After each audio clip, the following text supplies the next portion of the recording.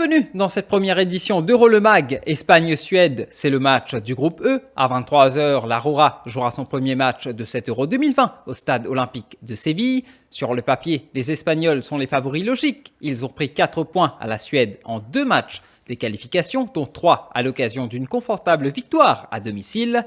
Les Suédois ne partent toutefois pas battus d'avance. La défaite en Espagne le 10 juin 2019 était la seule de toutes les éliminatoires de l'Euro 2020 pour la Suède. Pour nous faire l'analyse de ce match, retrouvons l'entraîneur-joueur de Grande Rivière Sud-Est Wanderers, Andy Sophie. Alors Andy Sophie, match Espagne-Suède, un match qui est quand même important dans ce groupe-là. Est-ce qu'il est capable de nous une analyse de sa duel? Comme on donné, Espagne, que ce soit la Suède, l'Espagne, c'est une équipe, de l'équipe qui est vraiment une rajeunie, que voilà, ils ont quand même Sergio Busquets, Llorente, qui ont comme jeu d'expérience. De côté de la Suède, nous avons quand même de l'expérience, mais nous trouvons qu'Ibrahimovic ne font pas partie de la sélection.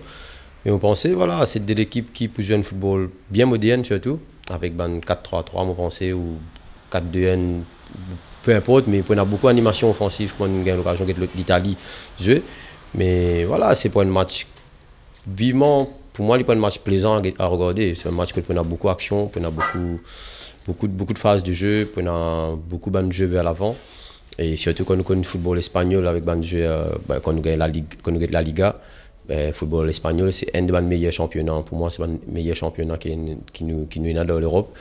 Et même dans le monde, parce que voilà, quand on gagne Real Madrid, Barcelone ou l'autre équipe, Atlético d'ailleurs, mais on pensait, voilà, nous pouvons venir la victoire de l'Espagne surtout, mais quand on nous dit pour un premier match, beaucoup d'équipes ont coopéré, trouvent eux, recherchent eux, quand on a l'occasion de trouver tout le premier match qui nous peut guetter. Et voilà, peut-être pour un match serré, 1-0 ou DN, ou même 2-0, mais c'est pas un match assez plaisant, un match bien joli à regarder surtout. Et ne pas oublier quand même l'Espagne est récemment favori de sa Coupe d'Europe là.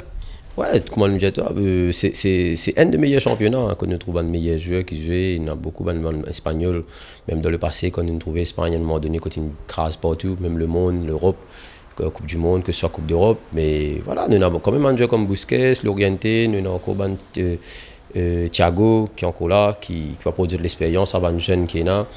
Mais on pensait l'Espagne, voilà, comme tu veux dire, il y a un favori. Mais il y a un mot à dire, pendant ça l'Euro là. Parce que beaucoup de gens nous mettent en l'Angleterre, nous mettent en la France, nous mettent en Allemagne, Portugal. Mais voilà, l'Espagne il a créé la surprise encore une fois et mettre tout le monde d'accord.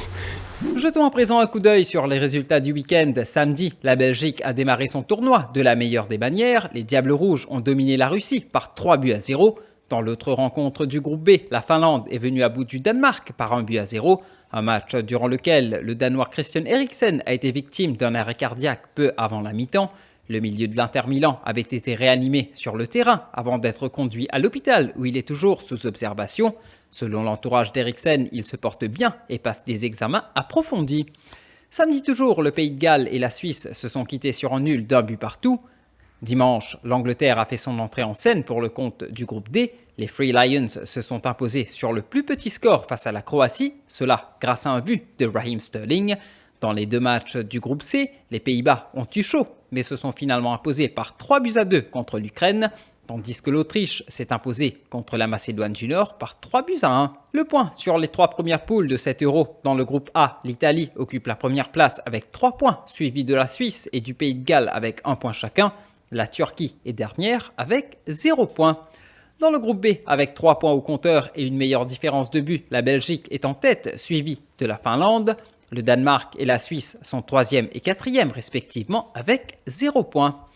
Et dans le groupe C, l'Autriche occupe le fauteuil de leader grâce à une meilleure différence de but que les Pays-Bas, tandis que l'Ukraine et la Macédoine du Nord comptent 0 point. Mardi, le tenant du titre, le Portugal, fera son entrée en matière pour le compte du match d'ouverture du groupe F. À 20h, les Portugais seront opposés à la Hongrie.